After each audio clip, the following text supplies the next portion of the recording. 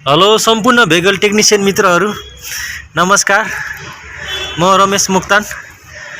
यो चाहिँ हाम्रो महिन्द्रा स्कर्पियो S4 प्लस को सिलिन्डर हेड। यो हाम्रो इन्जिन ओभरहलको काम हुँदैछ र हामीले सिलिन्डर हेडको सबै एडजस्ट र इनलेट भल्भ लगाइसकेका छौं। हाम्रो दुईटा केम साफ्ट लाग्छ यसमा। हाम्रो एमोको इन्जिन हो। अब सबैमा हामीले भल्भ लगाइसकेको छ भने इनलेट र एग्जस्टको अब बाँकी रह्यो हाम्रो दुईटा बाँकी छ। यो भिडियो बनाउनुको रिजन चाहिँ के हो भने कतिपय हाम्रो भेहिकल टेक्निशियन मित्रहरूसँग स्पेशल टुल्सको पहुँच नभएको हुन सक्छ। अर्थात् स्पेशल टुल्स नभएको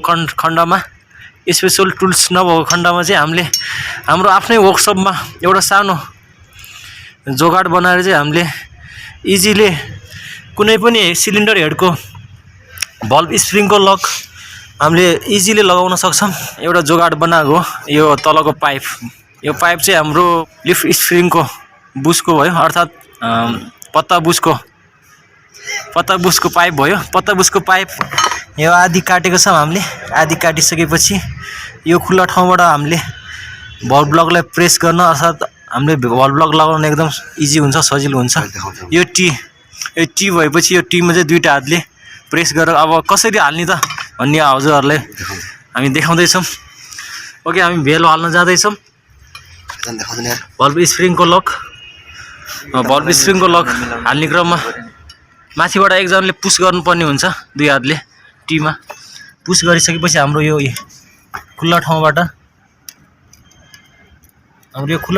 चाहिँ भल्भ ब्लकलाई आफ्नो ठाउँमा सजिलै हामीले इन्स्टल गर्न सक्छौं।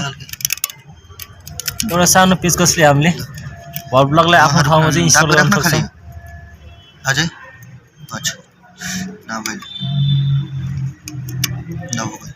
यति गरिसकेपछि हाम्रो भल्भ देख्नुभयो नि, यही हो। कुनै पनि स्पेशल टुल्सको जरुरत छैन यति भइसकेपछि। अर्थात् हाम्रो यो टुल्स चाहिँ जुनसुकै भेहिकलको जुनसुकै सिलिन्डर हेडमा चाहिँ सिलिन्डर हेडको हामीले भल्भ ब्लक हाल्नलाई एकदमै सजिलो हुन्छ।